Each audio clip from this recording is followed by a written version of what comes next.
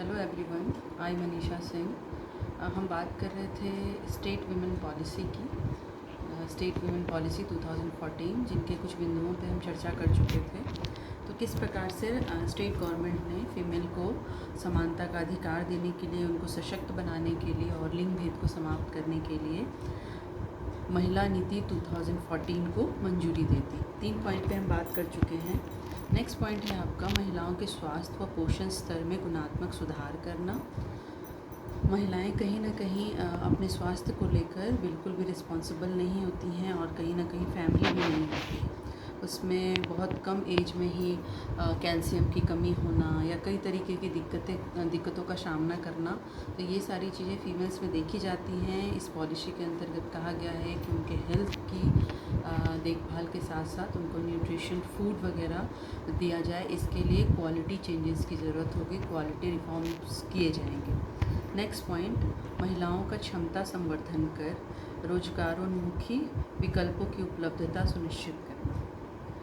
महिलाओं की जो कैपेसिटी है उनके अकॉर्डिंग उनको एम्प्लॉयमेंट दिलाना और साथ ही साथ जो हमारे पास विकल्प हैं, विकल्पों की जो उपलब्धता है गवर्नमेंट के पास, उससे उसको जोड़ना।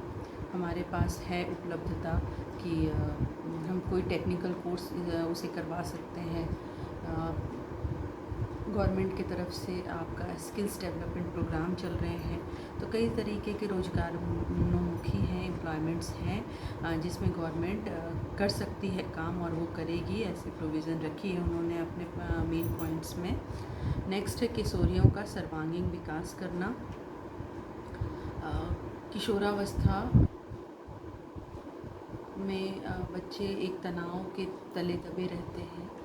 एक बहुत ही कंफ्यूजिंग फेज़ होता है वो, उन्हें बिल्कुल पता नहीं होता उस टाइम में कि उनको क्या करना है। कई तरीके के फिज़िकल चेंजेस भी आ रहे होते हैं उस समय। जब वो बच्चों के बीच बैठती है तो उनको कहा जाता है कि तुम बड़ी हो गई हो, तुम बच्चों के साथ क्यों खेल रही हो, क्यों बैठी हो। अगर वो बड़ों के बीच में बैठती है तो कहा जाता है कि तुम छोटी हो, बड़ों के बीच क्या कर रही हो, बड़ों की बातें नहीं सुननी चाहिए। तो इस वजह से कहा जाता है कि ये जो फेज़ है वो उनके लिए बहुत कंफ्यूजिंग का फेज़ होता है, बहुत तनाव का फेज़ होता है। तो उनके ओवरऑल डेवलपमेंट के लिए, उनके ओवरऑल विकास के लिए गवर्नमेंट काम करेगी। कई तरीके से काउंसलिंग कर सकती है, स्कूल्स कॉलेजेस में काउंसलिंग सेंटर खोले जा सकते हैं। तो ये उनके प्रावधान के मुख्य बिंदु हैं। नेक्स्ट है आपका जेंडर आधारित बजट। नेक्स्ट पॉइंट, श्रमिक महिलाओं के हितों का संरक्षण। जो दिहाड़ी मजदूर हैं, जो फिज़िकल वर्क ज़्यादा करती है, उनको प्रिजर्व करना। उनके जो राइट्स होते हैं कि समान काम के लिए समान वेतन उन्हें दिए जाए। अगर वो दिहाड़ी मजदूर है तो पुरुषों के बराबर वो भी काम कर रही है, सुबह 10 बजे से शाम के 5 बजे तक काम कर रही है। अगर पुरुष को हर दिन का जो मेहनताना मिलता है, स्त्री को भी उतना ही मिले। नेक्स्ट है आपका कार्यस्थल पर महिलाओं के साथ छेड़छाड़ व यौन उत्पीड़न की रोकथाम करना। जो वर्किंग प्लेस होता है वहाँ फीमेल कई तरीके के छेड़छाड़ कह सकते हैं कि और भी कई चीज़ें हैं जिनका उनको सामना करना पड़ता है। तो कई तरीके के लॉ एक्ट हैं इसमें। स्टेट गवर्नमेंट पॉलिसी इन चीज़ों को अपने इसमें मुख्य बिंदुओं में रखी है, मुख्य प्रावधान में रखी है। क्योंकि जो वर्किंग प्लेस होता है वहाँ पे सिर्फ फिज़िकली आपको टॉर्चर नहीं किया जाता है, परेशान नहीं किया जाता है, बल्कि मेंटली भी लड़कियाँ परेशान होती हैं। सीनियर्स जो होते हैं या कलीग ही होते हैं तो कई ऐसे वर्ड्स वो बोल देते हैं जिसकी वजह से उनको लगता है कि वो कंफर्टेबल नहीं है वैसे सिचुएशन में। तो ये बड़ी खुशी की बात है कि हर एक मुद्दे पे स्टेट गवर्नमेंट पॉलिसी पे बात हुई है, उन्होंने अपने बिंदुओं में इनको स्थान दिया है। नेक्स्ट है आपका सूचना संचार व तकनीक में महिलाओं की भागीदारी।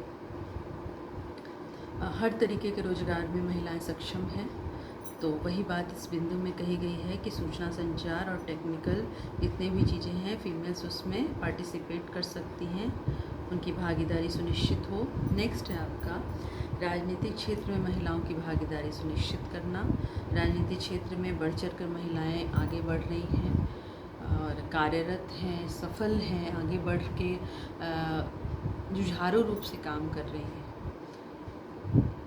तो अगर पॉलिटिक्स ऐसा फील्ड है जहाँ पे अगर महिलाएं पुरुषों के बराबर में आ जाए तो एक सोशल चेंज की उम्मीद नहीं, बल्कि कह सकते हैं कि सच वास्तविकता की ये चीज़ें जो चेंजेस जो हैं वो होंगी। उसके बाद है आपका नेक्स्ट पॉइंट, कठिन एवं विषम परिस्थितियों से ग्रसित महिलाओं की देखभाल करना। विषम परिस्थितियाँ और कठिनाइयों से ग्रसित महिलाओं की देखभाल करना। और उसके बाद है आपका महिलाओं का अवैध मानव व्यापार और असुरक्षित प्रसव की रोकथाम करना। मानव व्यापार की कहानी बहुत पुरानी है, कई सोशल साइट्स पे भी इसको दिखाया गया है। तो फीमेल्स का जो इस तरीके की चीज़ें जो है स्टेट गवर्नमेंट पॉलिसी इसको लेकर आती है, कड़ाई से लागू करती है, तो ये सारी चीज़ें रुक जाएंगी। और असुरक्षित प्रसव की रोकथाम करना। बहुत कम ही ऐसे हॉस्पिटल हैं आपके झारखंड में जहाँ प्रॉपर ट्रीटमेंट, प्रॉपर सुविधाएं हैं एक महिला के लिए प्रसव के समय उसे किसी तरीके की दिक्कत ना आए उसके लिए। तो बहुत कम जगहों पे ऐसा होना और वो बहुत एक्सपेंसिव हो। तो यहाँ सुरक्षा की बात government policy, state government policy में हो रही है, सभी महिलाओं की सुरक्षा की बात हो रही है।